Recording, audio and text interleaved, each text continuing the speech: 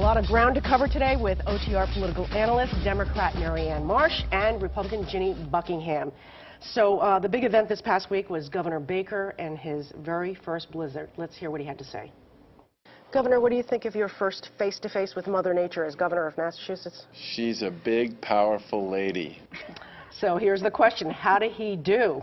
Marianne. Look, you get one chance to make a good first impression. He did just that. His approach to all of this was very businesslike, down to the business suit he wore on the first day, much like his swearing-in speech. And I think he really, rose to the occasion. And by doing a good job, put a lot of political chits in the bank that he can use later on down the road with the legislature. He knew a lot of people were watching. He was very careful about every single decision he made, from where he slept to where, where he went after the storm. Ginny, how do you do? I spent a lot of time in the bunker in past administrations. That's when reality hits you, that you're in charge of people's safety in this state, and it's not just about political gamesmanship, and I think he did rise to the occasion. And calling for that travel ban, good decision, and he lifted it at the right time? It was really smart when they showed all the pictures from 78 of all the cars stranded on 128, and then the difference, it's night and day. Even Western Mass, where they were under the travel ban to begin with as well. He lifted it right in time. Smart decision. A lot of people were thinking that he really wanted to save his chits for later when he has bigger battles at the State House, and he didn't want to waste anything on making wrong decisions right now. Fair assumption? I think he probably put politics aside, to be fair, because this is not about politics. This is about making basic decisions for safety. Well, performance is good politics, and he put a lot of chits into the bank this week. Karen Polito, Lieutenant Governor, she was given more responsibility than I think a lot of people thought she would be given as Lieutenant Governor. She took it pretty seriously. What's your review of her, Marianne?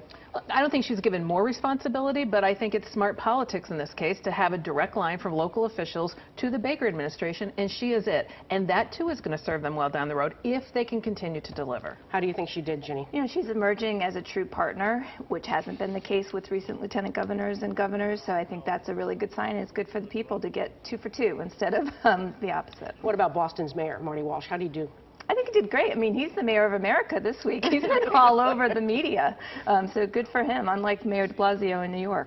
Does he also get an A grade from you? I agree with that. I think he did a couple things really well and differently. He did a ton of interviews, not only here in Massachusetts, but nationally. Social media, the homepage on cityofboston.gov gives you some really good, easy answers, and he gave practical advice, including the 9 million people I saw walking down the middle of the road with their earbuds on, oblivious to plows. So he made a lot of good practical decisions. He's getting a little bit of heat because of his decisions on schools and stuff like that, but safety was the issue, was it not? Yeah, and there's no win. You have to go with safety, and parents are going to be a little grouchy, but they'll get over it. Anyone, go to downtown Boston, where I live and others here live, and just look at the snow piles. It's not safe in that respect. Switching over to Attorney General Maura Healey, she made a big move this past week. She broke with her former boss and predecessor, and she's telling the court partners should not be allowed to buy 3 more hospitals. Does this work for her politically, Ginny?